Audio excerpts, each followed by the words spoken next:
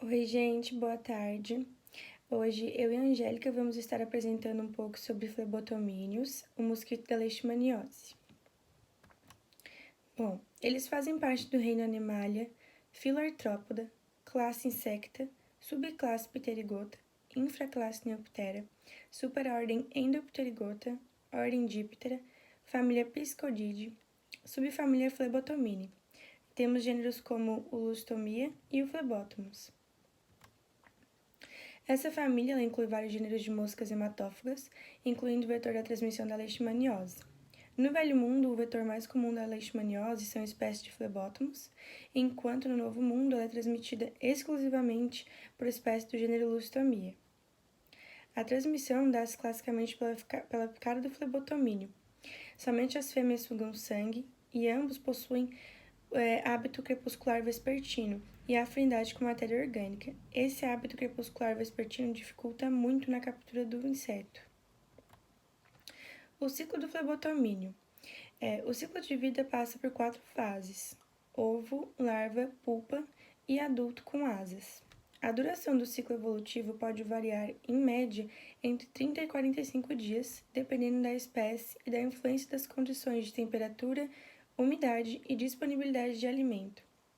As fêmeas elas podem estar colocando de 40 a 100 ovos, variando de acordo com a espécie, e, em geral, realizam apenas uma oviposição ao longo da vida.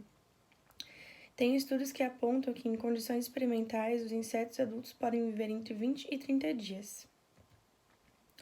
Os ovos eles são postos em locais terrestres úmidos, como sob pedras, folhas no solo e margens de rios.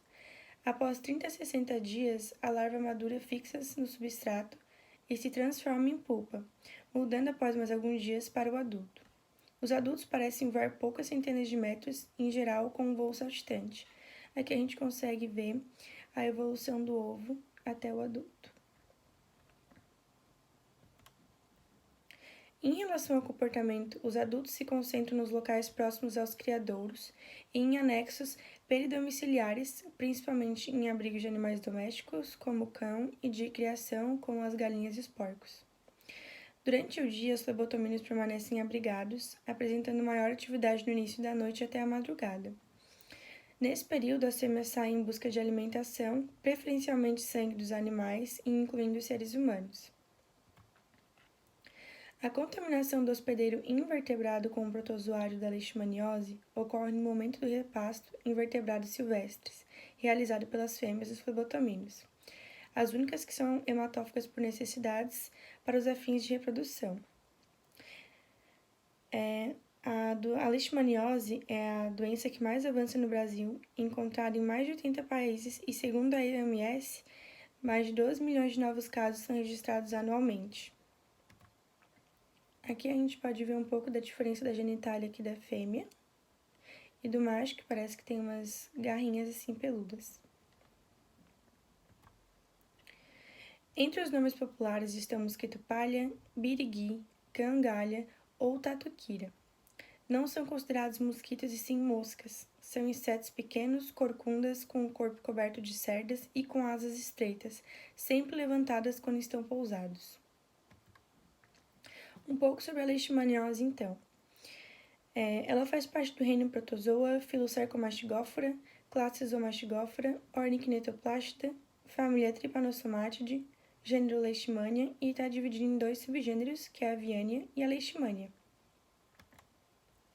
A leishmaniose é uma doença parasitária causada por um protozoário parasita heteroxênico, ou seja, que tem hospedeiros invertebrados e vertebrados, da leishmania. É transmitida ao homem através de insetos infectados, que são os flebotomíneos, que estes inoculam através da picada do parasita do gênero Leishmania, que habitam o lúmen do trato digestivo. No subgênero da Leishmania estão presentes no intestino anterior e médio, e no subgênero da Leishmania viania, no intestino anterior, médio e posterior. Sobre a morfologia, a gente tem as formas amastigotas, que habitam um vacúolo digestivo das células do sistema mononuclear fagocitário, principalmente nos macrófagos do hospedeiro vertebrado. O cinetoplasto, que é aquela estrutura que acopla o material genético além do núcleo, é em forma de bastão e próximo ao núcleo. Elas são pequenas, ovais, levemente achatadas, não possuem flagelo livre e elas se reproduzem por reprodução binária.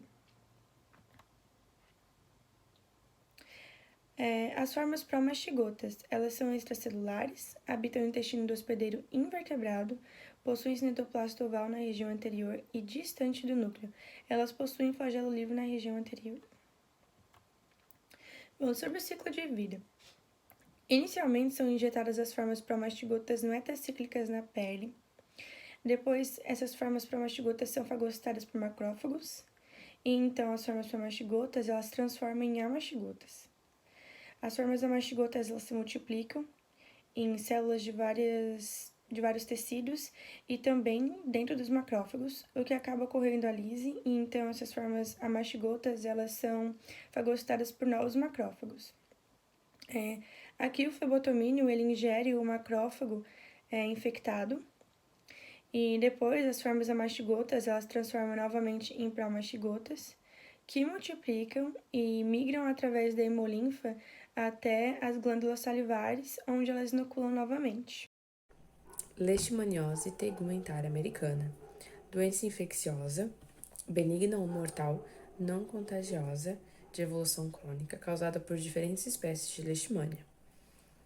Pode acometer de forma isolada ou associada à pele e mucosas da boca, nariz, faringe e laringe.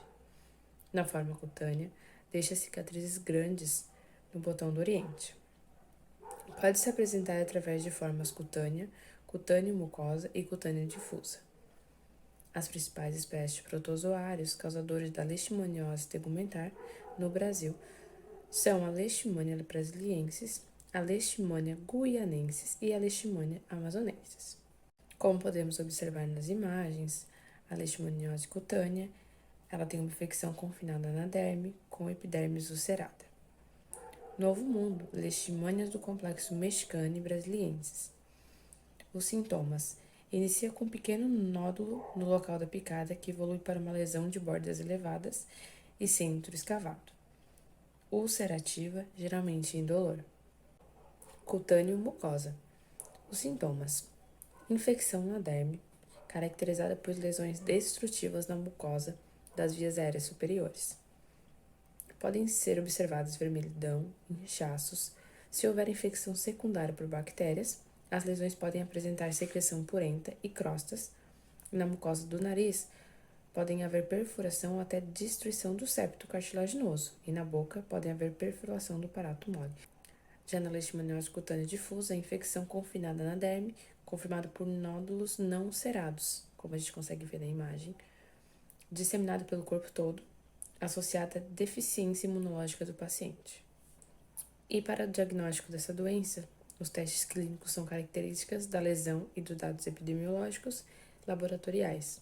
Exame direto de esfregaço corado, exame histológico, cultural, inóculo em animais, o PCR, imunológico, teste de Montenegro, reação de imunofluorescência indireta e hemaglutinação indireta. Já no tratamento da doença, são usados os seguintes métodos: quimioterapia, antimonal trivalente, glucantime, antimonial pentavalente, pentostan, que inibe a glicose e síntese, pentamidina, anfotericina B e imunoterapia. Leishmaniose visceral é uma doença causada por um protozoário da espécie Leishmania chagas. Em seu ciclo evolutivo existem duas formas. A mastigota é obrigatoriamente parasita, intracelular em mamíferos, e promastigota está presente no tubo digestivo do inseto transmissor. É uma zoonose de evolução crônica com acometimento sistêmico e, caso não for tratada, pode levar a óbito até 90% dos casos. No ambiente urbano, o cão é a principal fonte de infecção para a doença, podendo também desenvolver os sintomas da doença. Qual a forma de transmissão? Ela é transmitida ao homem pela fêmea do inseto vetor infectado, popularmente conhecido como mosquito palha, pirigui, entre outros. Esses insetos são pequenos e têm como característica a coloração amarelada ou a cor de palha, como diz o nome, e tem posição de repouso, as asas eretas e semi-abertas. No Brasil, a espécie responsável pela transmissão é a Leishmania longipalpis. A transmissão acontece quando as fêmeas infectadas picam cães ou outros animais infectados e depois picam os homens, transmitindo o protozoário Leishmania sagazzi, causador da leishmaniose visceral. Quais são os sintomas dessa doença? Febre irregular prolongada, anemia, palidez, indisposição, mucosas na pele, falta de apetite, perda de peso, inchaço do abdômen devido ao aumento do fígado e do baço. Diagnóstico da leishmaniose visceral. O diagnóstico é feito pelo encontro de formas amastigotas do parasita em material biológico obtido preferencialmente da medula óssea, que é o mais seguro, do linfônodo ou do baço. Há também métodos imunológicos que avaliam as respostas das células do sistema imunitário e a presença de anticorpos anti-leishmania, incluindo teste cutâneo de Montenegro, testes sorológicos. Os mais comuns são os ensaios de imunofluorescência indireta ou imunoenzimáticos, que seria o teste ELISA. E qual seria o tratamento da leishmaniose visceral? O tratamento é sempre necessário, sendo indicado pelo médico o uso de anfotericina B ou medicamentos antimonais pentavalentes que são fortes contra a infecção. Além dos medicamentos para eliminar o protozoário, o tratamento deve envolver o controle de complicações comuns dessa doença, como, por exemplo, anemia, diarreia, desnutrição, sangramento e infecções por queda da imunidade. Epidemiologia. Trata-se de um problema de saúde mundial e considerada pela Organização Mundial da Saúde como uma das 5 doenças infectoparasitárias endêmicas de maior relevância. As leishmanioses estão amplamente distribuídas nas Américas, estendendo-se desde o sul dos Estados Unidos até o norte da Argentina. No Brasil, apresenta-se em franco crescimento, tanto em magnitude como em expansão geográfica, observando-se a coexistência de um duplo perfil epidemiológico, expresso pela manutenção de casos oriundos de focos antigos ou de áreas próximas a eles e pelo aparecimento de surtos endêmicos associados aos fatores como a aceleração do processo de expansão das fronteiras agrícolas, a implantação de áreas de garimpo, a construção de estradas e processo de invasão das periferias das cidades, entre outros vários fatores. Também, sobre a epidemiologia, em 2019 foram confirmados 2.529 novos casos de leishmaniose visceral no Brasil. O maior responsável foi o Nordeste, com 49,1%, e a letalidade chegou em 9%, sendo a mais elevada dos últimos 10 anos. Também em 2019, foram confirmados 15.484 novos casos de leishmaniose tegumentar no Brasil. A doença se distribui em todo o território brasileiro, com os maiores percentuais de casos registrados na região norte, com 42,8%, e foram registrados ainda 19 óbitos. Já nas medidas preventivas, seriam a identificação de focos de leishmania e vacinas para os seres humanos.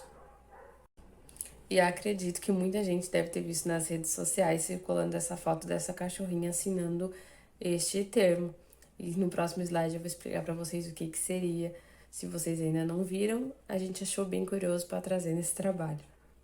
Então, essa é a cadelinha Manny e ela foi levada à Prefeitura de Florianópolis para assinar um projeto de lei sobre a leishmaniose visceral, doença que atinge cães e humanos, e a proposta prevê que tutores de baixa renda obterem por tratar um animal recebam do município o medicamento necessário. A leishmaniose não tem cura e o cão doente, mesmo em tratamento, continua sendo portador da doença. E ela foi levada, obviamente, para dar bastante visibilidade ao tema, como a gente viu que circulou em todas as redes sociais.